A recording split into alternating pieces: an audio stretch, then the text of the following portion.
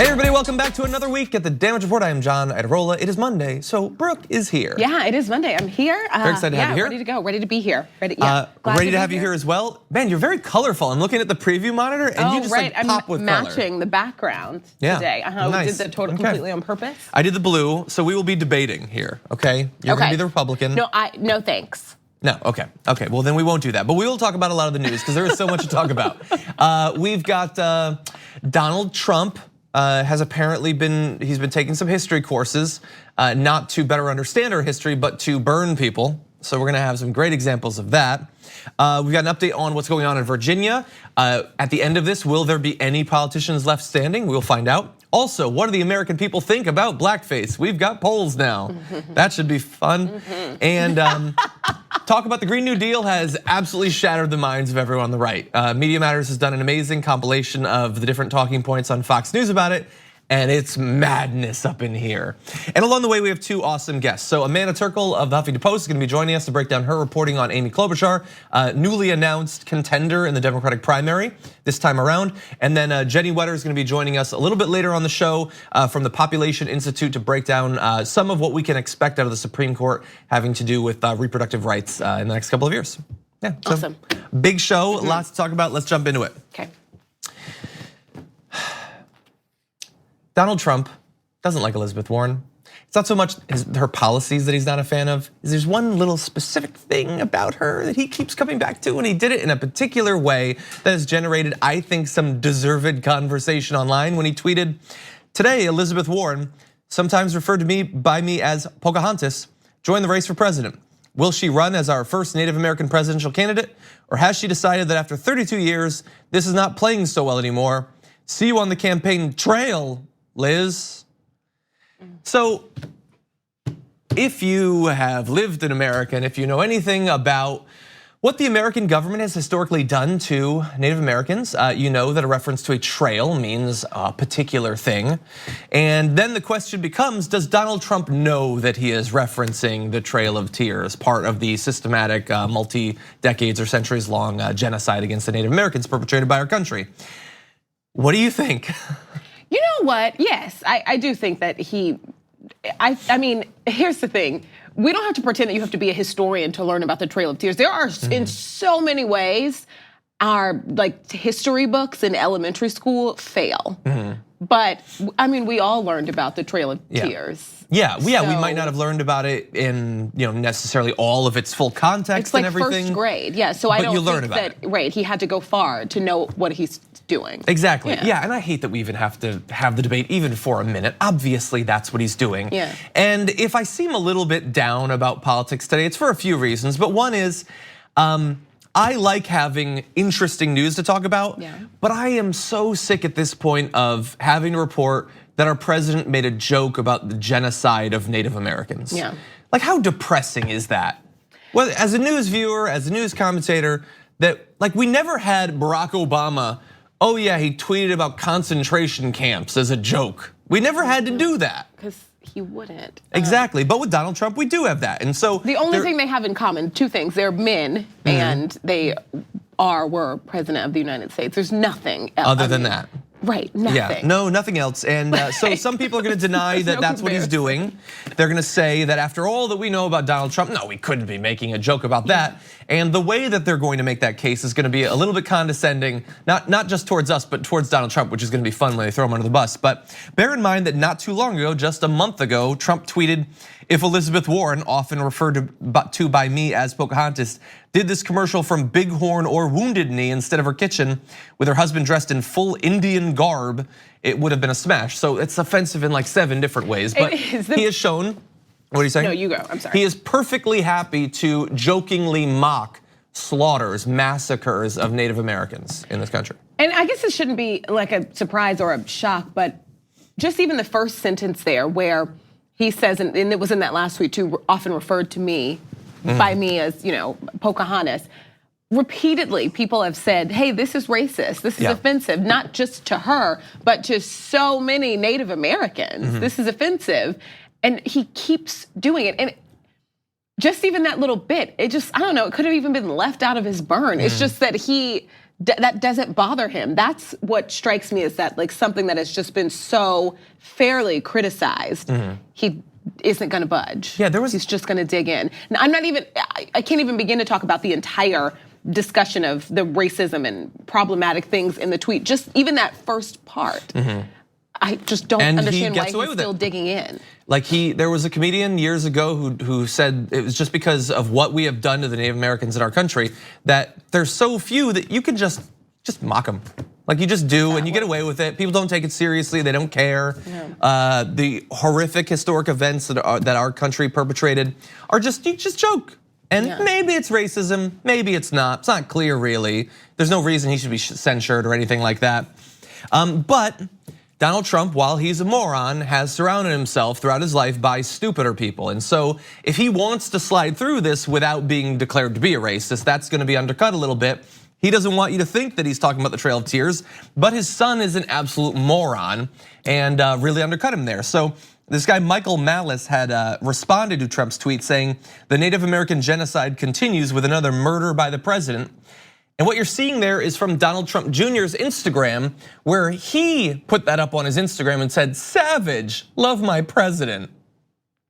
So if Trump wasn't talking about the Trail of Tears or genocide against the Native Americans, his son certainly seems to have missed that message, because he thinks not only is that what the joke about, but it's savage. I just think generally murder jokes are a little beneath the office of the presidency, including his son. Murdered. I don't know. It's like. But look, as ridiculous as that is, I like this defense of Trump even better. So Brooke Hume, who loves Trump, he tweeted in response to one commentator saying that it was about the Trail of Tears. Brooke Hume says, yes, because Trump is noted for his knowledge of 19th century American history vis-a-vis the native population. Jeez. So what he's saying there is Trump is too stupid to be racist in this particular way. And that's a Trump supporter in the media saying that. He's a steadfast lover of Trump as president. The best part of that tweet though is if you go and find it, the replies to it are people like giving all of these examples of Trump referring to history. And Britt has nothing to say. Yeah, or specifically Wounded Knee and all of that. Like that's stuff he's talked about. And look, I just want to end with just a little bit of the facts. Maybe Trump doesn't know about this stuff. Trump Jr. definitely doesn't. So hopefully they will watch this and learn something. The actual Trail of Tears, in brief, some 15,000 Native people died during the journey from exposure, malnutrition, exhaustion, and disease, including about 4,000 Cherokees. This was one of the singular worst events in an ongoing campaign to move and depopulate Native Americans from a number of parts of the US, either because the area was needed for settlement by Americans, for exploitation of resources and things like that. It was an explicitly incredibly violent and dishonest and racist campaign perpetrated by many politicians, but Andrew Jackson was one of the most significant. And look, Britt Hume, I don't know if you know this, but Donald Trump, who makes reference to few historical figures, he really does like Andrew Jackson though. Repeatedly over the past year, this is by PolitiFact, Trump has invoked and praised his predecessor in the White House, who served from 1829 to 1837. In addition to various mentions in remarks and on Twitter, Trump placed a portrait of Jackson in the Oval Office and made a pilgrimage to the late president's tomb in Nashville less than 2 months after being sworn in. Andrew Jackson was president for some time. He did a lot of things, but one of the things rightfully that he is known and vilified most for is because he was one of the most aggressively, violently anti-native presidents we've ever had in our past. He undertook barbarous campaigns against Native Americans. And Donald Trump, you can hope that he's just ignorant of that. I kind of think that that's not the case. I think that fits in perfectly with his not just presidency-long campaign against natives, but throughout the course of his life, that has been a thing that has popped up very often. For whatever reason, Donald Trump, a guy who grew up in New York City, hates Native Americans and thinks that they are at best fodder for jokes. It is bizarre. It's a weird thing to have to say about your president, but it has been borne out through literally decades of his life. Yeah, this is just a sad thing that Native Americans have to deal with, because these aren't even jokes that affect Elizabeth Warren. It's just a huge number of people that their president is supposed to be their president as well, just making fun of them and minimizing what has happened to their ancestors. And it's unfortunate. It is. Okay, we're gonna take a short break. When we come back, Amanda Terkel of Huffington Post is gonna join us. The latest, Amy Klobuchar enters the Democratic primary. Some lingering issues about her staffing issues in the past after this. We need to talk about a relatively new show called the Republic, or UNFTR. As a Young Turks fan, you already know that the government, the media, and corporations are constantly peddling lies that serve the interests of the rich and powerful. But now there's a podcast dedicated to unraveling those lies, debunking the conventional wisdom. In each episode of On the Republic, or UNFTR, the host delves into a different historical episode or topic that's generally misunderstood or purposely obfuscated by the so-called powers that be, featuring in-depth research, razor-sharp commentary, and just the right amount of vulgarity. The UNFTR podcast takes a sledgehammer to what you thought you knew about some of the nation's most sacred historical cows. But don't just take my word for it. The New York Times described UNFTR as consistently compelling and educational, aiming to challenge conventional wisdom and upend the historical narratives that were taught in school. For as the great philosopher Yoda once put it, "You must unlearn what you have learned." And that's true whether you're in Jedi training or you're uprooting and exposing all the propaganda and disinformation you've been fed over the course of your lifetime. So search for UNFTR in your podcast app today and get ready to get informed, angered, and entertained all at the same time.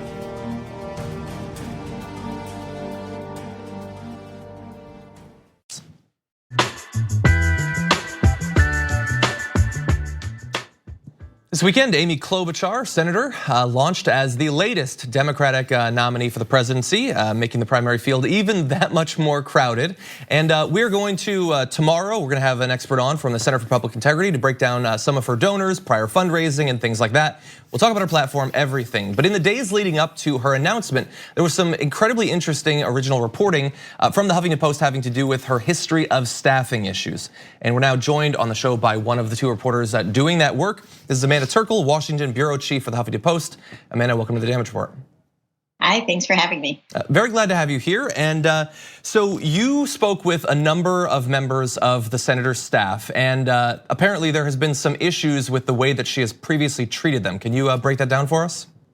Sure. So we talked to quite a few staffers who have worked for Amy Klobuchar over the years, and they say that she has mistreated them and in some ways is an abusive boss. And that's not to say that there's, what you would think of as like sexual harassment or anything like that, but that she is, she goes beyond the typical ways that a boss is supposed to treat an employee. She asked her staff to come to her house and do personal errands for her, things like washing the dishes or picking up dry cleaning. And those things are actually against the rules if you are a senator or a member of Congress.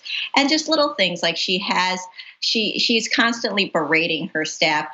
It's not uncommon for staffers to wake up in the middle of the night and see an email saying that you're the worst person who's ever worked for me. This is the worst thing I have ever seen. And that it just creates this feeling where they're constantly on edge and there's a lot of anxiety. And, these are not people who have never worked for a woman in office, who have never worked for other Hill offices. They say that her behavior is unusual amongst this toxic environment on the Hill, which, again, is not necessarily great a lot of times. And she's not alone in her behavior, but she has risen above some of the other bosses. And as one example, perhaps, of that culture, the sort of knowledge of the staff of the way that she typically has been, there was like an 8-page advisory memo on how to deal with her in certain ways, like advice for new staffers. Right. So this was during her first campaign in 2006 when she was running for Senate. She was then Hennepin County Attorney back in Minneapolis. And a lot of times you will have, this is really common when you're a campaign and you make a memo for staffers about how to deal with the candidate or with the politician. Things like make sure they always have a Diet Coke in their room. They like the room to be a little cooler when they arrive. Just standard things like that for staffing someone. Make sure she has her purse. Just really, really normal things. But this memo was unusual, according to people we spoke to, because there are a couple things in it. One was that it said in your free time when you're at her home or waiting for her, you should pick up her laundry, organize her room, and just make her bedroom look tidy. That is not common. These people aren't maids. They're professional political staffers. And there was another warning saying that if she's angry, just let her vent. This won't be the first time that you see her or hear her do this, and basically don't get in her way, which gives a hint at how she can have a temper that maybe gets out of hand at times. So you also had a follow-on story a couple of days later talking about former Minority Leader Harry Reid having a talk with her about these rumors were going around. And so I'm curious about that. And also, based on your conversations with the staffers, is there evidence that this problem that she has worked to fix this problem in more recent days? So Harry Reid in 2015, we were told by multiple sources, pulled her aside and had a private conversation with her to talk about the way she treats her staff and basically asking her not to do it anymore. And when it rises up to the level of the head of the Democratic caucus, that there is a bit of a problem there. And in terms of whether it's gone away, I mean, this goes back to her days as Hennepin County attorney. We talked about that memo when she ran for Senate in 2006. But in 2002, there were reports that the local union had asked the higher union at the state or national level not to endorse her run because of the way she treated her staff. So this goes back a long time. And the staffers we talked to have worked for her more recently. I don't know comparatively if she's better now than she was then, but this has definitely followed her to Washington, and the reputation is still there. So I've seen that since this initial reporting came out from the Huffington Post, other outlets have been sort of doing some research in this area as well, including BuzzFeed. I saw Stephen Colbert made a reference to your reporting. Some, though, at least in my experience on social media, have criticized the reporting that you and your colleagues did, either because they believe that this is just opposition research, sort of dirty laundry being aired, or some are saying that this is the sort of criticism that you wouldn't see of a male candidate, that somehow your reporting is helping to advance a sexist narrative against the senator. How do you respond to those criticisms? So first, on the opposition research, that's not what this is. I mean, opposition research is when, you look at a candidate's voting history, or you look at you look at what's publicly available. You look at yearbooks, for example, and see what's out there. This is something that we got by talking to people. We heard this from quite a few people, and so we decided to do more interviews and look into whether these claims were valid. This was just basic old-fashioned reporting. We've also been criticized because some of the people who talk to us are anonymous. But honestly, in my opinion, this is what anonymous sources are. These are people who have less power, who are trying to expose something that someone in power and who is more powerful is doing. And understandably, they're not comfortable with their identities being revealed. If they are, great. But the people we talked to weren't. And the other point on whether this is something that a man would get, I have reported for years on toxic work environments. Most of my reporting hasn't been about men. And I've also reported for years on the double standards that women face. We saw this with Hillary Clinton, for example. This is not that, in my opinion. If it were, I wouldn't have published it. But I think that it's important that we hold men and women who are creating toxic work environments to account. Just because that there are many, many bad male bosses out there for years who didn't get written about doesn't mean we shouldn't write about the women now. We should write about men and women who are doing this. And I think that's really important. So I guess I'm just curious, as we get geared up into this primary, I know that anytime we do, we're critiquing a lot of the candidates already. Anytime we say anything negative about any of these candidates, the people who have vested interest in their candidacy react poorly to it. Do those sorts of concerns at all play into your choice of topics, the pulling the trigger on actually publishing something? Are you at all concerned about that pushback? No. Not at all. I mean, I expect that as well. And that we want to anticipate, I should clarify, we want to anticipate valid pushback. We went into this story very well knowing that people were going to be upset about it and wonder whether it was unfair because women are often criticized for being tough bosses in a way that men weren't. So we looked at our story through that lens and made sure that we didn't have any biases and tried to write it in that way. People can argue about whether we were successful in that, but that was something we're aware of. So we do try to anticipate valid criticisms. But, look, we know that there are going to be a lot of liberals out there who may really like Elizabeth Warren, Joe Biden, whoever we write about, but those stories need to be told. The media needs to do a good job vetting the candidates on the left, just as they would on the right. And, the progressive movement is not going to be unified this time in the primary. There are just too many candidates out there. I couldn't agree more. And so good luck entering into that process. I have a feeling it's going to be a bumpy ride at points. But Amanda Terkel of the Huffington Post, thank you so much for joining us. Really appreciate it. Thank you. We're gonna take a short break. When we come back, the latest from Virginia. Who will be left standing at the top when all this is done? We'll break it down after this.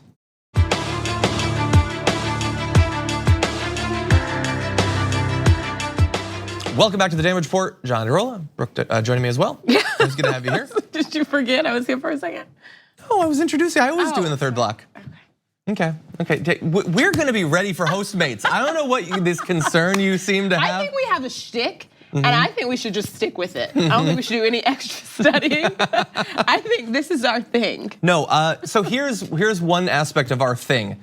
Each Monday show, I wanna learn a new fact about you. Okay. Okay, so think of one, we'll have it in the fifth block. You tell me a fact about you, okay? Okay, I like that, and same. Same, okay, we'll do that. Okay, equally important, the situation in Virginia. Virginia's political scandal around blackface and sexual assault continues. I don't know eventually what's gonna end up happening there. Will their entire top leadership be cleared out? It is entirely possible at this point, but the governor, Ralph Northam, he appears to have no intention of stepping down despite continued missteps around dealing with this situation. Right. So here is a section of a recent interview he did where he made some questionable choices. This has been a very difficult week for you in the state of Virginia. So where would you like to begin? Well, it has been a difficult week. And if you look at Virginia's history, we're now at the 400-year anniversary. Just 90 miles from here, in 1619, the first indentured servants from Africa landed on our shores in Old Point Comfort, what we call now Fort Monroe. And while also known as slavery. Yes. Yeah. An important correction, I would say. So he's being critiqued for at least one use of blackface. Yeah. And he chooses to call slaves indentured servants. Now he also when seemed criticized to about this, think they were on like a Carnival cruise ship, when they landed here. Yeah, It's a little more when violent they got than off, that, but okay. It was okay. Yeah. So he said, a historian advised me that the use of indentured was more historically accurate. The fact is, I'm still learning and committed to getting it right. Okay, so there were indentured servants in that period. There were some. They generally were not Africans taken out of Africa. And I think you should know that. I would say, if you're an adult, if you've been through the American education system, if you're serving elected office, especially in the wake of a scandal like this, that's a really weird, unnecessary slip up to make. Listen, he knows what slavery was.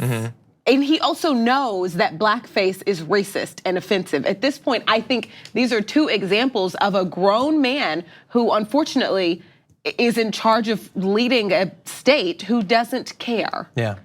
You know what I mean? Like we don't even have to pretend that he doesn't know that it should be referred to respectfully, as slavery. Yeah. And that we should use the words that match the violence that it was. We don't have to pretend that he doesn't know that. And the thing is, the reason why, it's some people, maybe if you're an international viewer, or if you, I don't know, maybe come from Connecticut or something, where you were a little bit removed from it. You learn about it, but you're not growing up in the deep South or anything like that.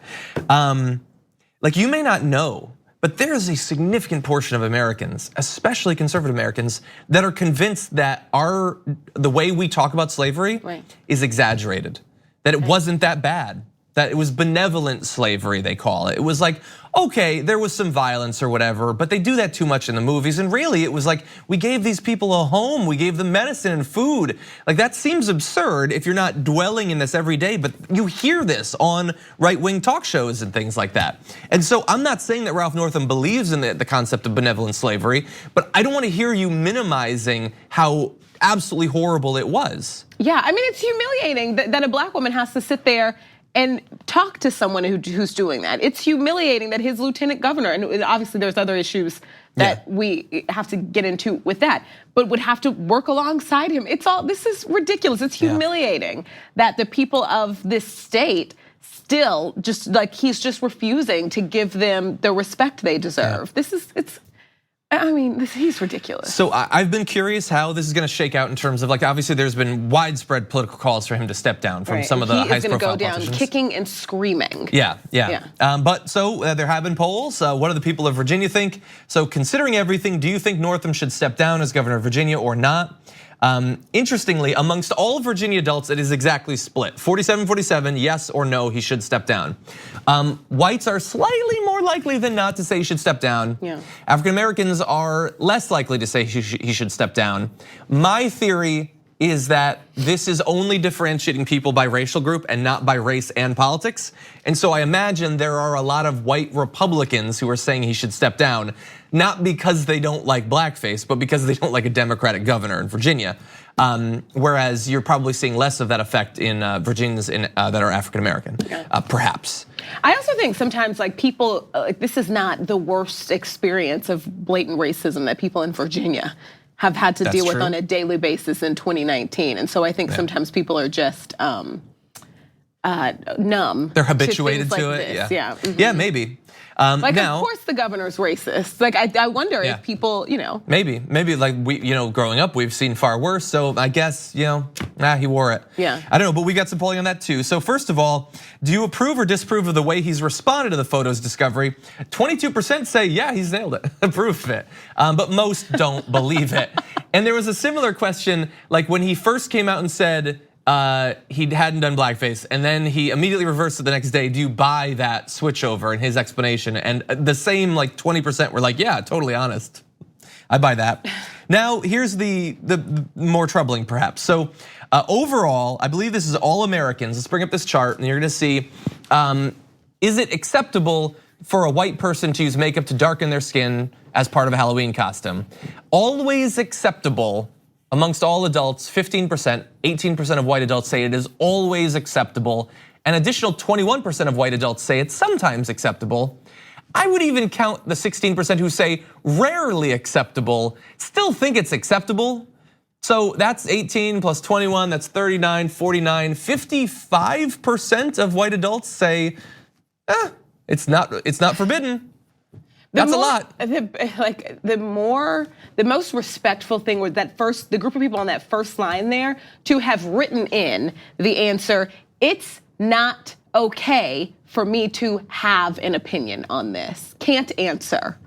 Like how? I mean, just like it's ridiculous to even think, yeah, you know what? Let me tell you what I think black people should feel about this. No, it's not racist. Like it's because it really comes down to how offensive it is to Black Americans. And so if you don't move through this world like that, if you can't then experience personally that offense, it's inappropriate, I think, to be able to say, no, I don't think they should be offended. Like that's so, it's almost, the whole poll is ridiculous to me. Yeah, and there are obviously very large gaps between white and black responses to this. 5% of black Americans say it's always acceptable, but 53% say never acceptable, much higher than the 35% amongst white Americans. So there is that big split. I don't think that's really shocking anyone. A little bit of good news in this next one, just briefly, 18 to 29-year-olds are least likely among whites to see blackface as acceptable. So you perhaps see a little bit of progress there.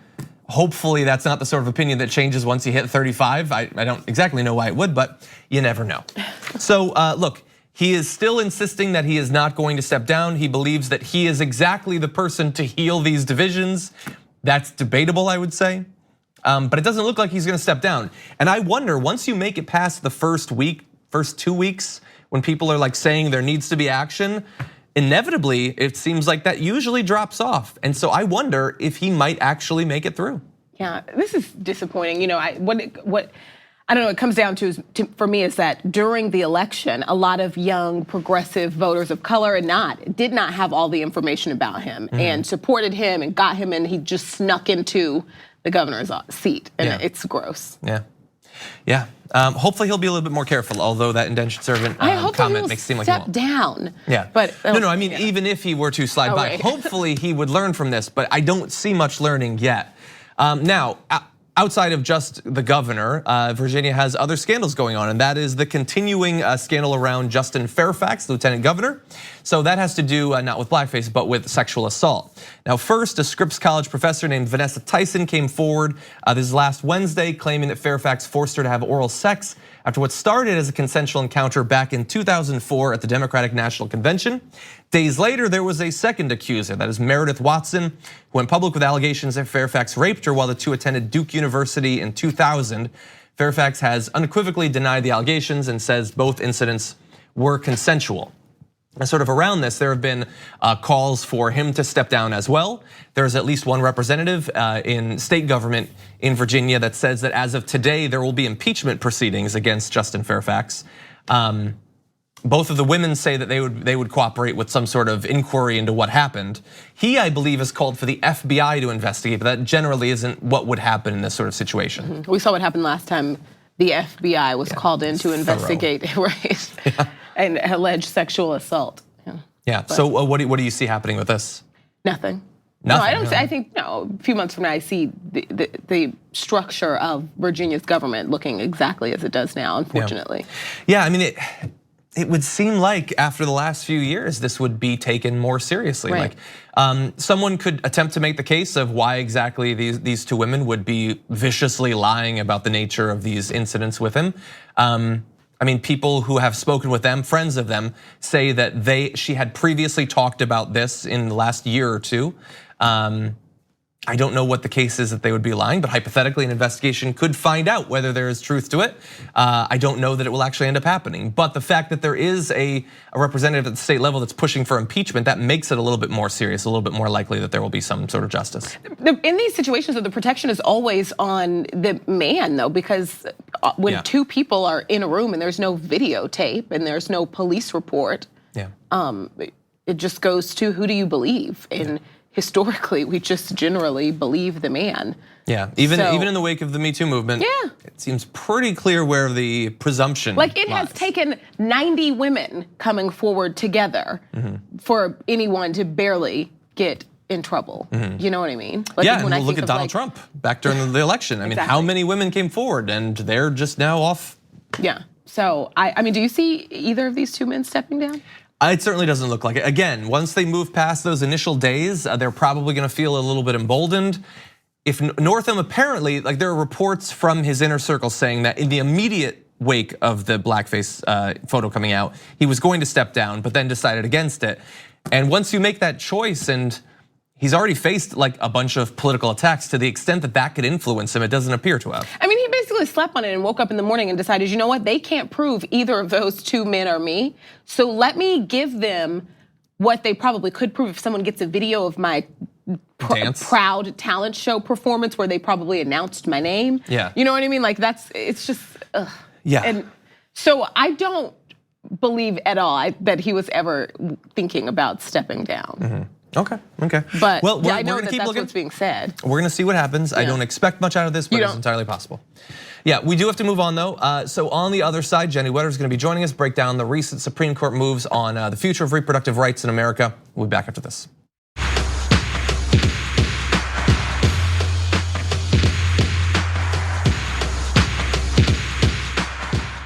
Last week, the Supreme Court blocked the immediate implementation of a Louisiana anti-abortion law in a 5-4 vote. So maybe don't get your hopes up about the future of reproductive rights under this new Trump-affected Supreme Court. Joining us now to help break down what things might look like in the next year or two, Jennie Wetter, Director of Public Policy at the Population Institute. Jennie, welcome to the Damage Report. Hi, thanks for having me. Very glad to have you here. So let's start with that vote just last week. It was 5-4 with the Chief Justice joining liberals to stop that law from going into effect. But Kavanaugh, for instance, wrote a dissent implying that the assurances we were given during his nomination hearing about his commitment to continuing Roe v. Wade might be coming up a bit short in practice. What are your thoughts about this? Absolutely. So this is definitely good news in the short term. So thinking that the clinics in Louisiana are still open, and that's great. The concern is that 2 years ago in 2016 in Whole Women's Health versus Hellerstedt, a very similar trap law was blocked by the Supreme Court. And Brett Kavanaugh showed that he was willing to overturn a decision that was only 2 years old. The good news is that for now, at least, Justice Roberts was willing to block that from happening. But I don't think that gives us a lot of say into what will happen when the Supreme Court decides to hear this case next year, probably. Well, and we, at the time when we were reporting on this last week, we went back to a portion of Senator Susan Collins' remarks about Kavanaugh. So she did the big speech explaining why she felt okay in voting for him. And she spoke very specifically and very hyperbolically about his commitment to respecting precedent in the Supreme Court. How much hope do you have that he won't just abruptly throw the entire thing in the trash bin in the future? I mean, none. I think that this decision made it very clear that he is not going to respect the precedent when it comes to Roe. He also was pretty clear when he was talking about precedent that he did not mention Whole Women's Health. So, it seems pretty clear that he is not going to support this decision in the future. And I think this gives real pause when you think about going forward, thinking about Roe. Not just that he might overturn Roe itself, but that it could be a death by 1,000 cuts by continuing to approve all of these restrictions that are in place until women just have nowhere to turn. Well, and it's interesting because we know that there are already multiple cases working their way up through the system that inevitably will go before the Supreme Court.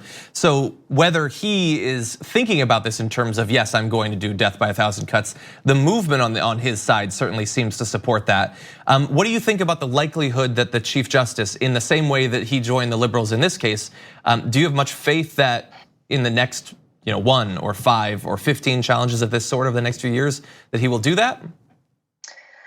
I honestly don't know. I think that he is really thinking about his legacy, and I think he's kind of making that clear when he talks about the court. So I think there is a chance that he could try to find some of that balance. But that said, he was one of the 4 who dissented in Whole Women's Health versus Hellerstedt. So it's a very real possibility that he would continue to have that same frame. So there's some hope, but I don't want to tie all my hopes on that. Now, I'm also curious, I know that for a number of different reasons, regardless of what your most important issues are, the idea that Ruth Bader Ginsburg might be replaced on the court under Donald Trump that's a scary thought. When it comes to this area in particular though, do you feel like if that happens and Donald Trump gets to replace Ruth Bader Ginsburg, is that effectively it for Roe v. Wade in the Supreme Court? Yeah, I think that's a really scary prospect. You see her name trending on Twitter and you kind of have to do a deep breath of what's going on. I would be very scared. But I'm also worried right now. Right now, we already see that where you live really depends on how you can access your reproductive health and rights. And this court right now will probably make that worse. And if the court makeup were to change again, it would be really devastating for women, particularly low-income women.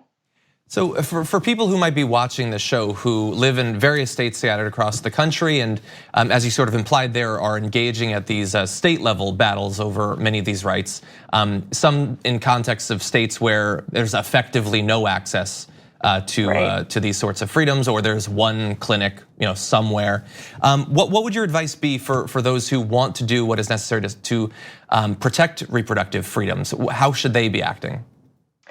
Well, I think right now you see a couple of really good examples of states that are taking steps. You had this big furor over the last week over the New York Reproductive Health Act. I think that's a great example of a state laying down where it stands on Roe. It says that even if the Supreme Court overturns Roe, we're going to make sure that the rights enshrined in Roe are protected. So they made sure that their state law was at the minimum of where Roe's at, where it wasn't before. So I think that's a real opportunity for other states to stand up and make the kind of the same decisions to make sure that if in case Roe is overturned, that the women in their states are protected. And I think that it's also super important to find out what reproductive health access looks like in your state. I think a lot of people aren't necessarily aware if they're not in a state, particularly where you hear a lot about, like Texas or something. So it's really important to get informed about what reproductive health access looks like in your state. I think that is great advice, especially with the future of these rights in the Supreme Court being very uncertain at this point. So Jennie Wetter of the Population Institute, thank you for joining us. Thank you. So we're gonna take one last break, a little bit more after this.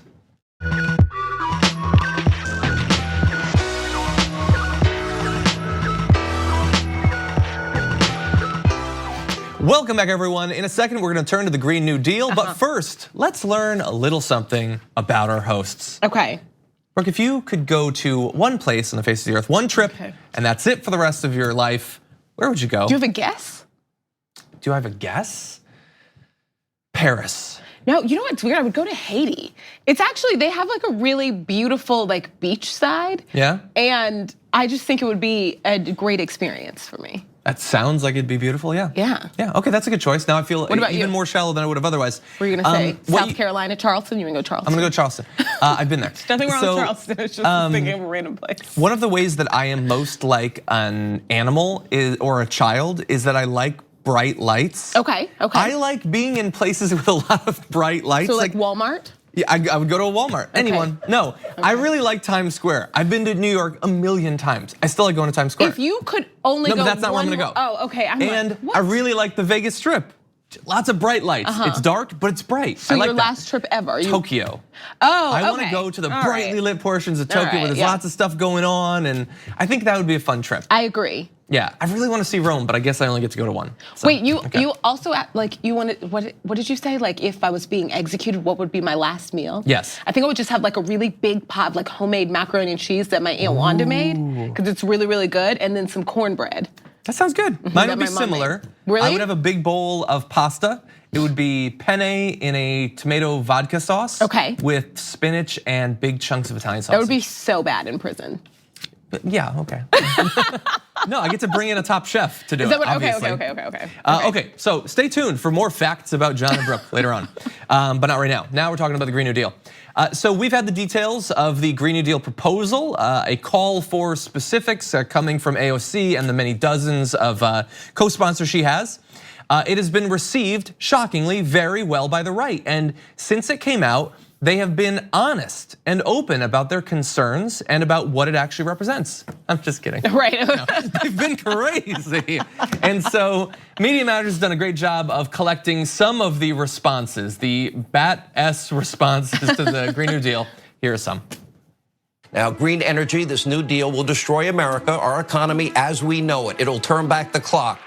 It's running back. Lunatics in the Congress would like to prove their virtue by destroying the US economy. It's called the Green New Deal. A Trojan horse filled with socialist planning. She wants to change the way you heat your home, the way you cook your food, replacing air travel with trains. Sorry, Hawaii. Unionize all jobs, guarantee income for all, even those who don't want to work. So quit your job. Why would we wake up early and come to work when when the country's going to pay for us? You're dragging the majesty of the creation, weather, climate.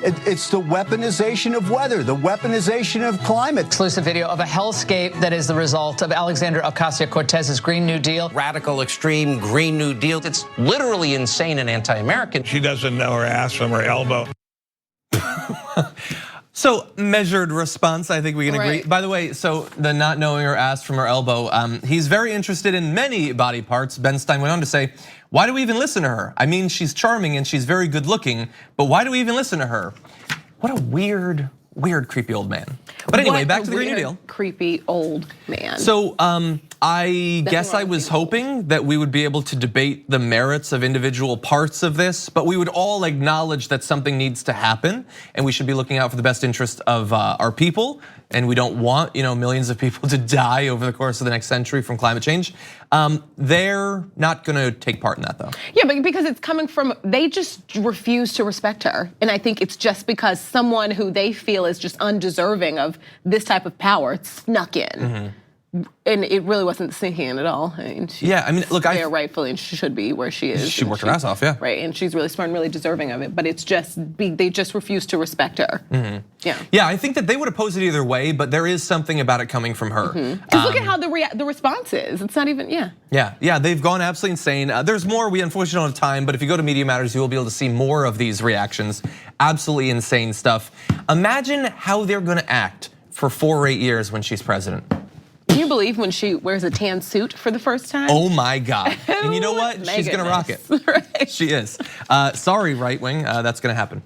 Okay, thank you everybody for watching. Thank you for being here and telling us a little bit about yourself. Yeah, same. I was gonna find out more about my my favorite host. And thank you for watching, everybody. We'll see you tomorrow with more.